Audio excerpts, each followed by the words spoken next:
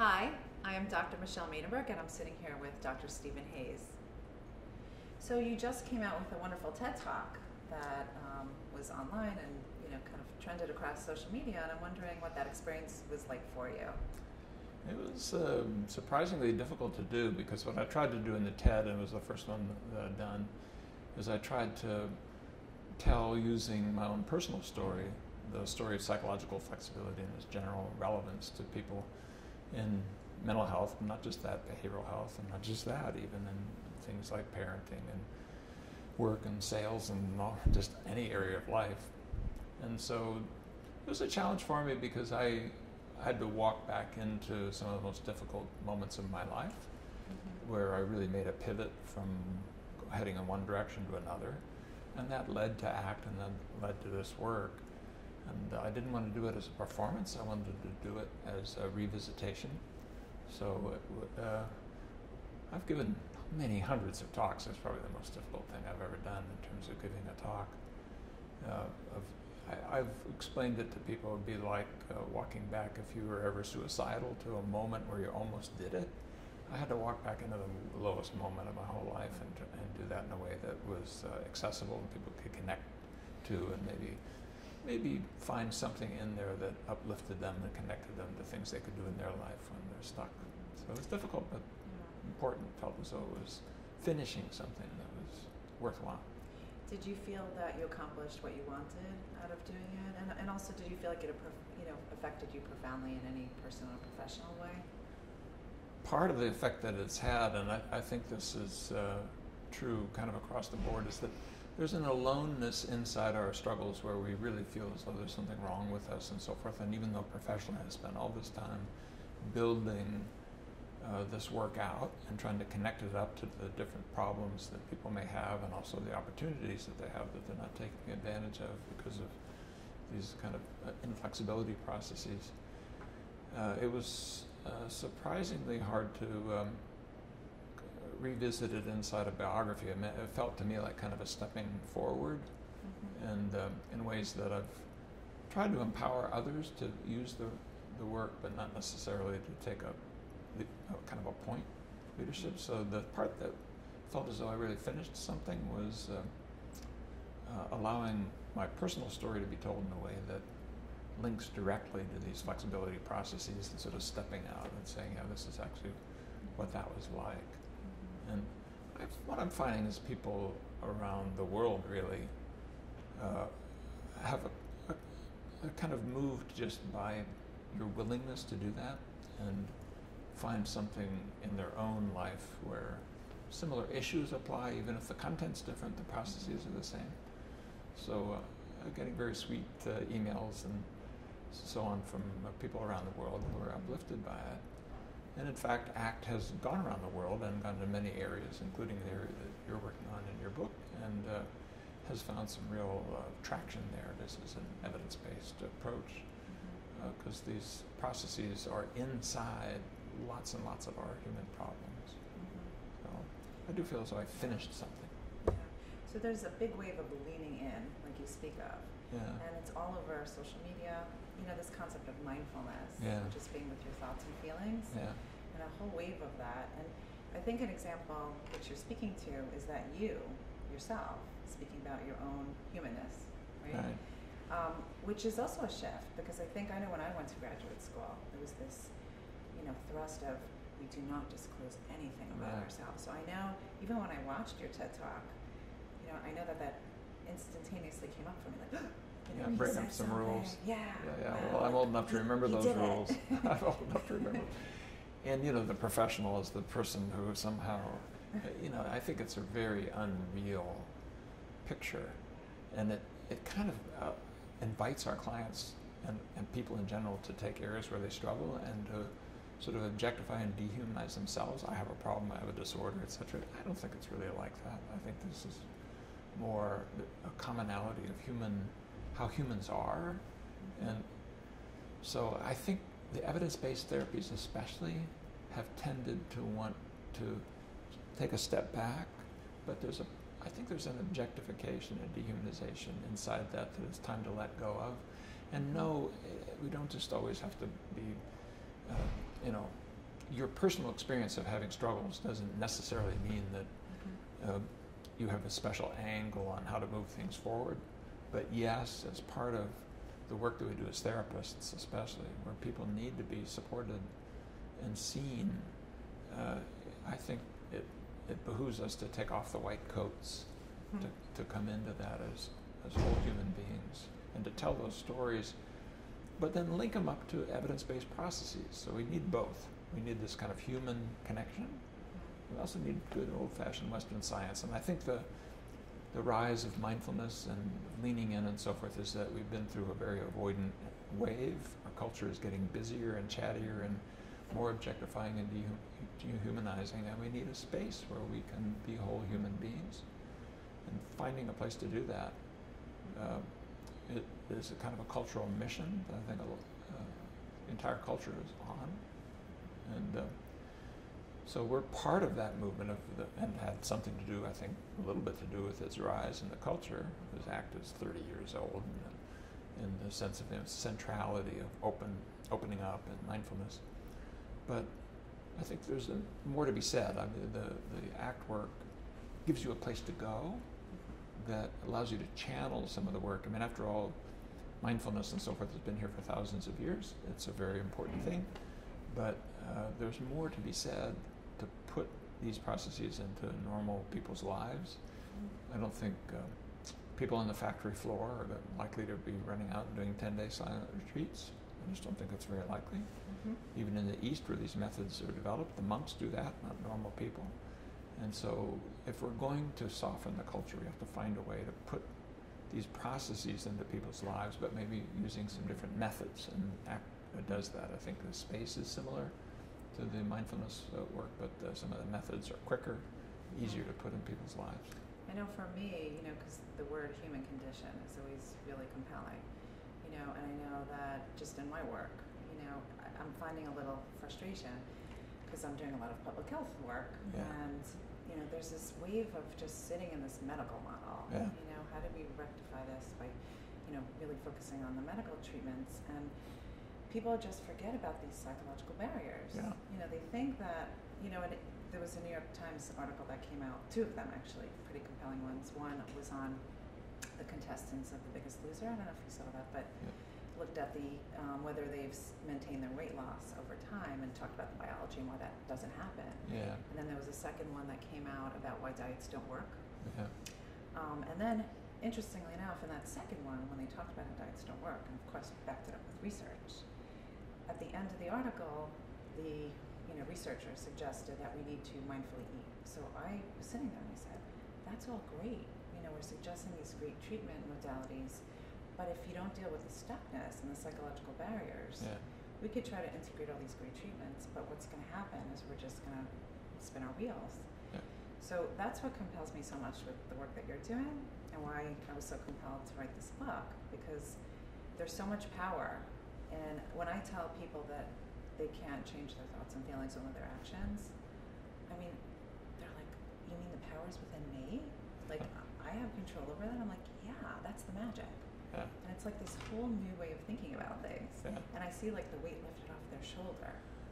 No, I think we do actually shame people inside some of this excessive use of the change agenda. There's some things you can change and some things you can't. And having the wisdom to know the difference, I think, is a really important part. It's in our science. I mean, we kind of know the difference there and why it's there. Some things are historical, and your history's not going to change. And there's no process in psychology called unlearning. There's inhibition, there's extinction, but you can relearn things that you've forgotten. You can relearn things that have been inhibited in the past more readily. So once you've learned something, it's there forever. And that means if you've ever thought or felt or remembered something, that's part of your life journey now. There's no eraser for that. There's no delete button, at least none that are healthy. That's not true in the world of overt behavior. I mean, you can change your habits. You can change what you do. And knowing where change applies and where it doesn't, I think, is liberating. And sometimes people are very shamed by the fact, I think the culture actually does it, that you're supposed to be able to sort of control it all. Control your mindset, control your emotions, control your thoughts. It's just not true. And it puts people on an impossible journey. So we're trying to focus change where it belongs, and find another thing you can do with things that are not going to change in terms of their content, but you can change them in terms of their function, the role that they have in your life. If you've had something happen that's there as a memory, that memory will be with you for the rest of your life, but its role in your life, that we can work on. And so it gives us a new way to think about some of these old problems. I know, the example that I always use is having a mean thought, right? So we all have mean thoughts. That we want to, we want somebody to die, right? Yeah. And then people then automatically assume that they're mean people, right? They identify as a mean person, right? So being a mean person, that's not workable. Nothing you can do about being a mean person. But if you have a mean thought, right, and take a mean action, which we all sometimes do, right? That's workable, right? We could change the way we act. It's funny that you picked mean, because there's a process that a colleague of mine, Robin Walzer, who's an ACT person, came up with to help veterans who sometimes have to deal with a lot of self-judgments that are very sticky. We ask our soldiers to do some very, very difficult things, and sometimes they've witnessed things that are just horrific, and even done things that are very difficult for them. And so she came up with this exercise in which people would dig down to a self-judgment that was really critical, and after doing some work, sort of letting go of that judgment, and the sign of it was to write it out and put it on your chest and wear it so everybody could see it. The first time I heard about this exercise, I thought I'd try it, and I did it with a group, and the word that came up was mean. And I remember really kind of gluing myself to that as a young kid, just various kinds of experiences. I remember one, my mother catching me playing with a spider, a big tarantula in El Cajon, and seeing if you burned it with a magnifying glass how fast it would run.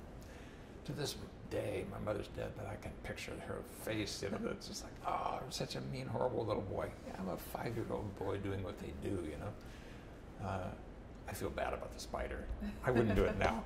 But here I am, by then, I think in my 40s or something, and mean is still rumbling around. And so I write this on my chest. Well, we then had a coffee break, and here's how sticky it was. We went to go get coffee, and I turned so that the cook couldn't see it. It's like, golly, these things drive us. They push us around. And there's these deep, dark secrets that we have. And the thing that's sort of sad and pathetic is we all have the same secrets. But because they're secrets, we don't know. So how do we carry these kinds of self-judgments for thoughts, feelings, things that you've done, etc., in a way that is carried more lightly and allows you to focus on what you really want to do? And it turns out, actually, that little exercise drains the energy very, very quickly. I have a drawer full of these things now, and most of them, like mean, I can't even, it's really hard for me to remember why that was punchy. It was just an echo from the past, but I didn't have any way of letting go of it. And we've learned in the ACT work through some of these diffusion methods, we call them, but similar kinds of techniques, ways of draining the energy. So mean is still there, it just doesn't have the impact that it had. And so you don't need an eraser. What you need is a way to alter the impact of the things that you have from your history so that you're more free at what you choose to do. Well, and also if you act mean, right, you could always decide oh, that really wasn't how I want to be acting. Exactly. In the world of behavior, you can make these choices. In the world of history, no. And I love also the way it connects to values. So, and that's all the work I do. And, when you talked about those exercises, the one exercise, when I went to one of the ACT trainings, we did eyes on. Mm-hmm. So you have to sit very, very close with your knees connected and, stare into somebody's eyes. And we did it for a good 15 minutes. Yeah. And just allow whatever thoughts and feelings come up. And then you even did an exercise with us today. Yeah. Which was really compelling too, where you just had to listen to somebody and just let whatever comes up and not respond to them. Yeah. And in my office I have a little mirror, and I have sometimes people come up and just stare in the mirror, and it's amazing the reaction that I get. Yeah. It becomes so uncomfortable for people to just look at their own faces. Yeah. It's almost as if all the shame and everything just automatically percolates and just shows up. Yeah.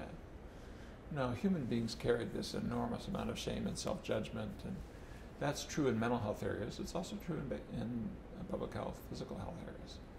And the area of your work is a classic example. I mean, people who are dealing with weight-related issues or issues in their family with weight, there's a tremendous amount of objectification, dehumanization, shame that goes around it.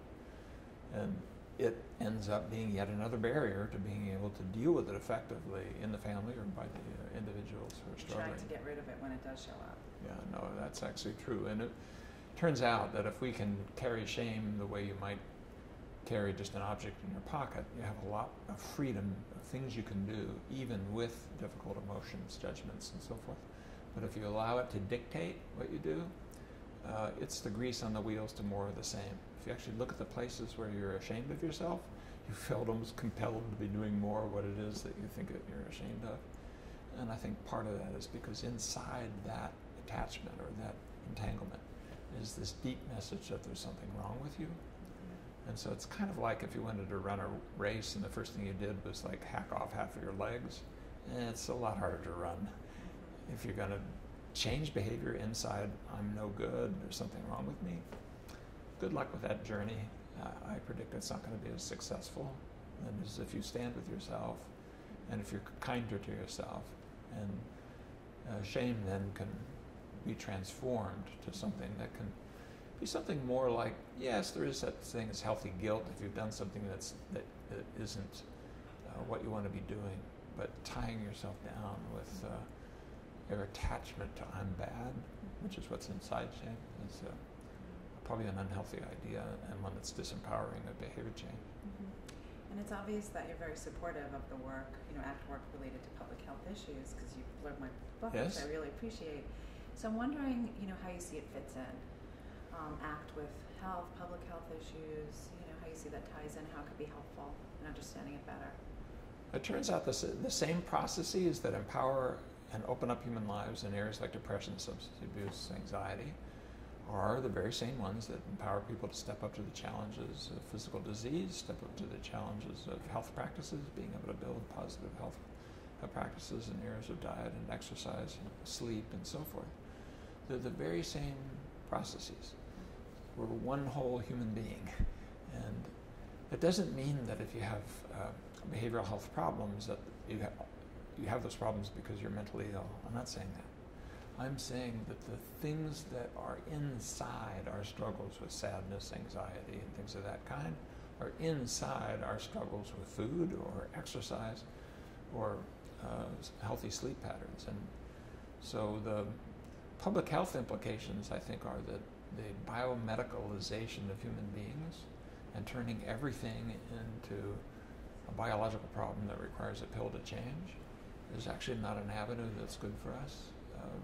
Sometimes, yes, of course, medications can be helpful. I'm not saying of course there are such things, but a lot of our public health problems are really behavioral health problems. They're something like 80% of the visits to physicians have some sort of behavioral component to them, and our medical system is just not trained as to what to do with it, and so people tend to be sent away with a medication instead of being sent away with a behavioral prescription of what they can do to step up to the behavioral challenges of our health and health practices. Yeah, that's going to require a huge shift in our big society. Shift. I think for the whole medical system and beyond that, for our culture itself, we're going to have to think about these issues in a different way. And science can be a good guide. I mean, science can tell us a lot as to what the processes are that are most empowering and helpful.